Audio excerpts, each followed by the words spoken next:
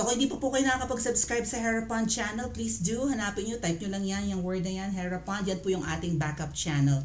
Dahil nga po pinipilayan ng YouTube itong ating Princess Maui. Pangalawang beses na naman akong kinakatay, winawalang hiya, binabalajing ng YouTube ng hindi ko naman deserve, 'di ba? Kung dadalhin sa korte ito, how I wish kaya kong kasuhan or sampahan ng kaso ang YouTube na gigantic company po ang Google na may-ari ng YouTube. Ano ba naman ang laban ng pipitsuging vlogger ko? Baka mamaya maipanalo ko nga ang kaso, 'di ba? Dahil hindi naman ako guilty sa mga sinasabi nilang violation para alisin nila ang ating income or bawasan. Baka hindi naman nila tayo payagang gumamit ng kanilang website or platform para makapag-vlog. So far po kasi, YouTube po talaga ang number 1 na platform para sa mga vloggers aside from Facebook. Excuse me. Ang Facebook po kasi ay walang hiya, mas mahigpit. Pero ngayon po parang naghihigpit na rin ang YouTube. So ang hinala namin, nung kinausap ng isang butod ang Google Asia dyan sa Singapore and even yung Facebook headquarters in Singapore, mukhang may mga Filipino employees po kasi dyan. Lalo na nung umupo si PBBM, may mga hinire na mga Filipino employees, kaya nakakapagduda na po. Like hundreds po yata na Filipino employees ang hinire ng Google and baby Facebook. Kasi nga, 'di ba, ang mga Pinoy ay bihasa sa wikang Ingles, so talaga naman pong nakikipag-compete tayo when it comes to, 'di ba, employment sa ibang lahi. And also, hindi naman siguro malaki. Kapag Pinoy kasi baka mamaya, 'di ba? Hindi malaki yung payment. Anong baka? Kasi alam ko 'yan eh. When I was working for a BPO mga ate at kuya or call center, iba po ang rate ng American representative or call center agent kaysa sa Filipino representative. Ganon. Parang times 10 po. So kung kami ay kumikita ng 500 a day, baka ang kinikita po ng isang American rep ay o yung call center agent na kano ay 5,000 to 10,000 a day. Manipis pa po yan mga ate at kuya kung tutuusin. Kung kumikita kami ng say 20,000 in a month, baka ang kinikita ng isang American rep ay mga 200k a month. Maybe more. Okay? Baka hindi lang times 10, baka times 20 pa. So ganun po talaga, no? So magaling na nga tayo sa wikang Ingles, magaling din, at saka hindi rin mahal yung ating talent fee. Or maybe, ganyan yung ipinapasahod sa Pinoy. I don't know. Baka yung rate naman ng Singapore ay sinusunod naman nila yung standard at hindi naman yung standards nila doon at hindi naman talaga nakakaapekto yung race pagdating sa sahod. Pero I don't think so. Anyway, baka mamaya pag Singaporean yung kanilang employee, mas malaki ang rate, di ba? Kaysa sa Pinoy. But anyways, at least nakakapag-provide ng trabaho, pero baka naman operate ang mga ahas sa tulong ng mga empleyadong Pinoy doon, di ba? Malay nyo, bukod sa sahod ay pwede nilang bigyan ng generous allowance din ang mga kausap doon. Or maybe, ang opisina ng Facebook dyan sa Singapore and opisina ng Facebook and YouTube dyan sa Singapore or Google Asia ay, kumbaga, kayang mapakiusapan ng mga nasa pwesto ngayon dahil, syempre, nasa pwesto na, di ba? Mga kilalang tao sa Pilipinas. Hindi naman nila pwedeng i-ignore lang, di ba? Sabihin na, naku, kasi kami sinisiraan kami ng mga yan, so pag minas-report namin, alam nyo na ang gagawin nyo, alisan nyo ng kita or iburahin nyo yung kanilang mga Facebook page and Facebook account. Which nangyari sa akin yung panahon ni Lenlen. But, speaking of burahin, mabubura ba sa isipan ng... Teka lang, Marcos, kasi pinag-uusapan natin. So, saan ka banda? Ibalik natin ang... Ayan. So gaganap nga po ulit si Piolo Pascual kung sakali mapagbibigyan ng pagkakataon as dating Pangulong Marcos. Sabi, kung hindi nyo napanood yung discussion natin, balikan nyo lang yung simula ng ating vlog. Pagtsagaan nyo na kung choppy, di ba ang signal kasi nasa probinsya ako.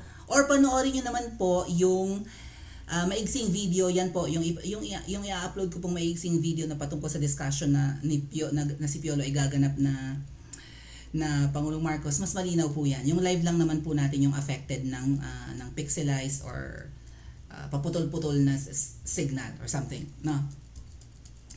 Ayan. Pero pag-usapan natin ng isa pang Marcos. Manabaga sa ama.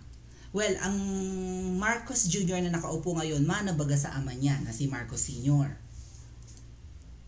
Yung performance ba ng administrasyon ng Marcos Jr. ay katulad sa excellence ng performance ng Marcos Sr. Na kapag iginawa ng movie at si Piolo ang gaganap ay tatangkilikin baga ng taong bayan or lalangawin laang sa takilya. Oh. Ngayon may Marcos, syempre na third generation, at least sa politics. Ito nga po si Sandro. Manabaga si Sandro sa ama? Abay, comment nyo kaagad sa comment section ha. Kasi ito po yung nahagilap nating balita mga ate at kuya. Si Sandro Marcos daw ay nagpa-party-party. Ito baga ay ethical, ito baga ay professional, ito baga... well, siguro hindi illegal ang mag-party, di ba? Hindi illegal ang magsaya, mag-concert, whatever. Ganyan. Maglustay ng pera. Ha? Hindi illegal? Ba? Pera ng taong bayan. Sandali. Okay, hindi illegal ang magsaya. Pero... ethical baga? Yun ang tanong eh. Di ba? Is it moral and ethical in this current economy? Right? Lalo public officials kayo. Kumbaga, pinapasweldohan kayo ng taong bayan, tapos ang lifestyle nyo, pasosyal. Actually, ano po yan? Unethical po yan. Lumalabag po yan sa Code of Conduct and Code of Conduct and Ethical Standards ng public employees and appointees. Oh, eto po yung party ni Sandro. Hindi pa ako nakakapag-react dito eh. Pumutok itong issue na to a few days ago lang, like 2 days ago lang. At dininay to ni Sandro Marcos. Ayan. Sino yung naka-shades na yan? Nag-viral po kasi ito sa TikTok. Hindi siya nag-viral agad sa Facebook. Panoorin niyo yung video. Kaya lang baka makopyright tayo kasi kumakanta si Andrew E. dito. Sandro is down here. Yan, Sandro. So, yeah. Okay. Hindi ko na lang ipi-play yung audio, baka makopyright ako ha. Pero, nagpa-party si Sandro. Bagong Pilipinas! Bagong mukha! Ayun ba yun? Anong tugtog din eh? Pakinggan ko nga ng mabilis lang. Ay, stupid daw. Ano?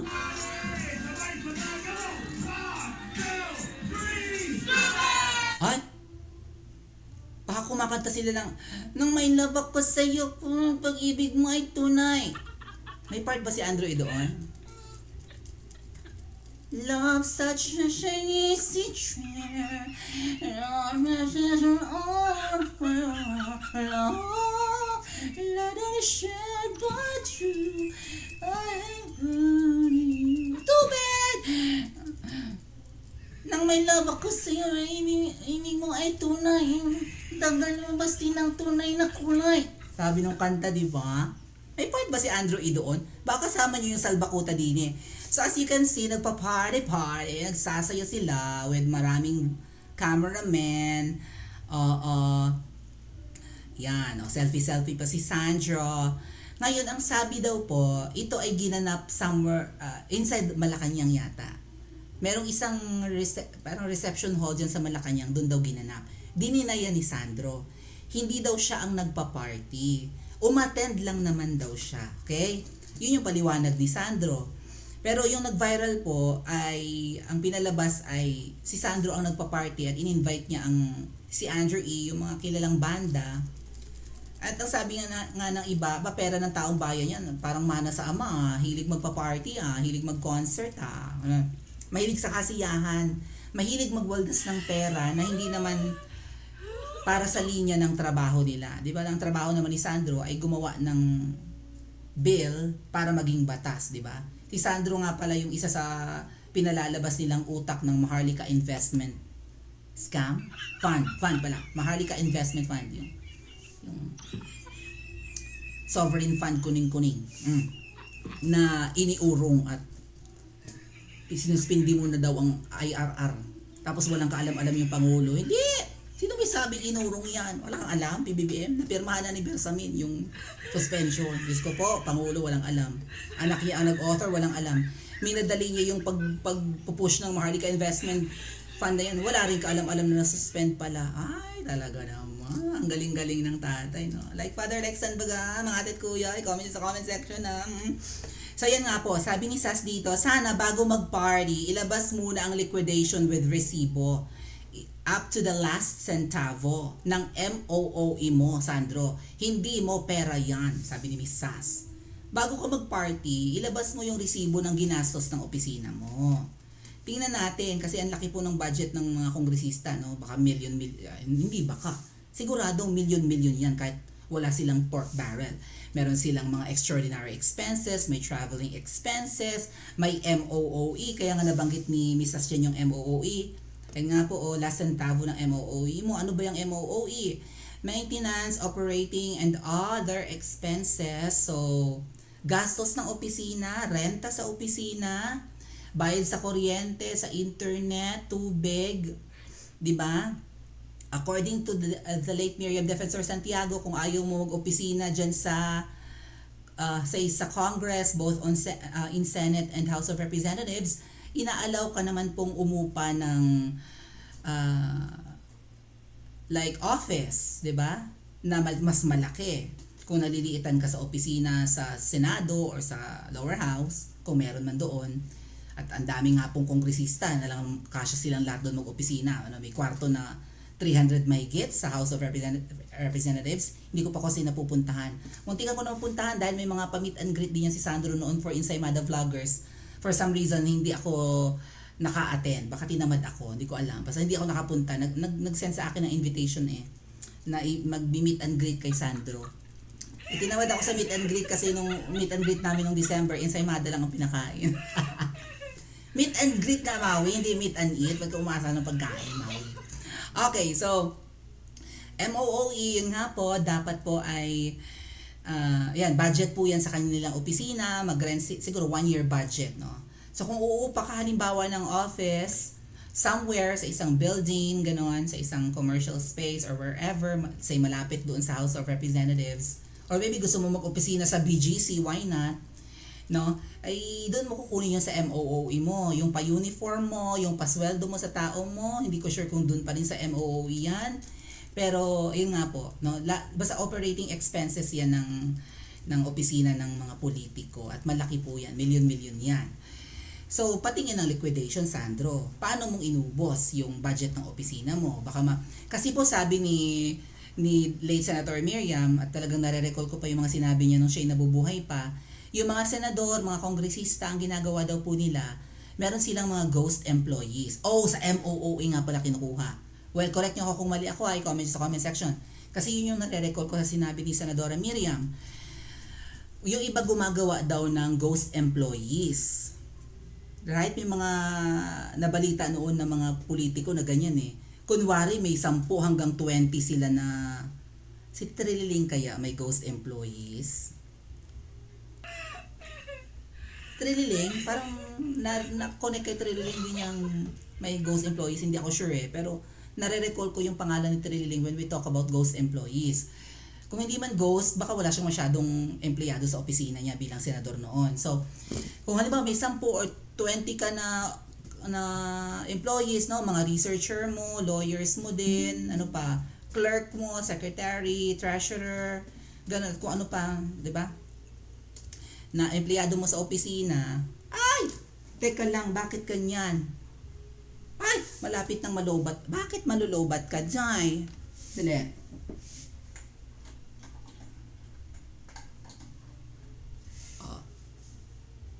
Baka malubat ang laptop ko, mga ate at kuya. Okay. Yung iba daw, kunwari may mga empleyado sila, tapos pinapasweldohan nila, halimbawa 20K a month. Pero wala talaga silang empleyado. So, kung sino man yung politikong yan, na kunwari may 20 tauhan, kakamkamin niya lahat yung budget na, yan, yung MOOE.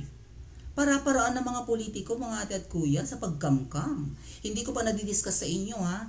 Yung 10K ayuda, natuloy naman pala ang 10K ayuda. Actually, nag-vlog na ako patungkol dyan. Pero may nag-reach out sa akin na yung 10K na ayuda daw ng mga kongresista, binabawi nila yung 8K. Okay? Bakit ganun? Ibibigay yung 10K sa lumapit na mamamayan, paglabas ng opisina, nakaabang ang tauhan at binawi yung 8,000. So laglag ang balikat ng mga humingi ng ayuda dahil 2K lang ang naiuwi. Ganyan katindi ang korupsyon. Ngayon. At ipapakita ko sa inyo ang screenshot. Ha? Pag-uusapan natin sa mga susunod na araw. Nag-vlog na ako patungkol dyan pero may panibago na naman kumontak sa akin. Napanood nyo to for sure kay Jojo de Guzman, Connect TV. May ganun din siyang may ganun din siyang nalaman na katulad nung nalaman ko rin na may nag-reach out sa aking puting paru-paro, kung hindi man puting lamok, di ba? May nag-reach out sa akin na ganun nga daw po ang nangyari. Pinawi ang ayuda at hindi kalahati ha. 80% ng ayuda. Pag-usapan natin sa mga bakit ganyan ngayon ang mga politiko? Bakit grabe ang korupsyon? Si Sandro ba ay guilty of corruption sa ganap na ito? Well, nagpaliwanag po siya. Ito po yung paliwanag ni Sandro. This was, please don't be so quick to give in to fake news. How senior Deputy Minority Leader Sandro Marcos denies hosting a party in Malacanang after a video of him partying with rapper Andrew E circulated online. Marcos said, or si Sandro, in a post on X or Twitter, that the video was taken at a birthday party of a congressman in Corinthian Village a month and a half ago. He added that he had not even slept in Bahay Pangarap. Inaakusan si Sandro na sa Bahay Pangarap ng Malacanang ginanap itong party na parang purple ang ilaw, no? Or purple yung purple yung baka UV light yan. So pasosyal na party. At ang guest ay artista or rapper na at least kilalang supporter ng Uniteam at may pangalan sa rap industry, di ba? Halos karibal na nga rin ni Francis Magalona. This was at the party of Kong in Corinthian. Sinong Kong? Of a congressman daw. Okay, baka nabanggit na kanina. Congressman. Where is that? Nabanggit ba? Ay, wala sinabi. Basta sa Corinthian Village daw ito. At hindi daw sa bahay Pangarap na official na tirahan ni President Marcos Jr. Let alone hosted any event there. Hindi daw nag-host si Sandro ng event. Pero ang sabi nga po ni Miss Sass, okay, kung hindi ka nagpa-party, bago ka mag-party, pakita mo muna ang iyong ginastos sa opisina bago ka magsaya. 'Di ba? Paano mo ginastos ang milyon-milyong budget ng opisina mo kahit na hindi mo ginastos sa party? Paano 'yon? Na-liquidate, 'di ba? Ganun yung punto ni Sass. Sabi naman po ni Miss Pebbles, syempre react agad si Miss Pebbles. Ay, ano ba 'yan? Dali. Busog ko lang. Alright. Sabi ni Miss Pebbles, I told you, yung si Charis ba si Sandro? Ha? Magkamukha ba sila? Mukhang tomboy ba si Sandro? I told you yan si Charis, laman ng mamahaling bars yan dito sa Manila. May alam si Miss Pebbles, mahilig daw mag-bar. Mga bigatin, ano ba to? Anong mga bars ito? Ay, comment nyo nga sa comment section, anong mga sikat? Yung ano ba yun? Embassy? Mga ganon? May mga nare-recall ako, may mga naaalala ko mga bonggang-bonggang mga nightclub dyan or bar sa Manila. Nalimutan ko. Basta yung mga pinupuntahan ni na Team Yap na iyan at mga artista. Okay. Mahilig laman daw ng mamahaling bars sa Manila si Sandro, napapalibutan ng mga girls and madalas pinapadala ng girls sa place niya. Sandro Marcos, can you confirm na yung place na sinasabi ni Miss Pebbles ay dyan sa condo mo sa Makati? Hindi naman pala akla si Sandro. Ay girls ang dinadala. Narating ko na kasi yung floor ng condo ni Sandro. Pero syempre hindi ko napasok, di ba? Nung eleksyon, mga hindi makabasag pinggan, Diyos ko po, anong ginawa namin? Kasuka, sabi ni Miss Pebbles. Ginawa na lang talaga nila circus ang Pilipinas, ang sasaya nila habang ay ewan. Stupid! Yung kanta ni Andrew E. Ang sasaya nila, pero ang mga Pilipino naghihikahos. Magkano bayad kay Kuya Andrew dyan? Wait, message ko nga. Baka may contact si Pebbles. Kasi syempre kasama namin si Andrew E noon sa pangangampanya, di ba? Isa kami mga vloggers and bloggers sumama rin sa campaign ni PBBM noon. So yan.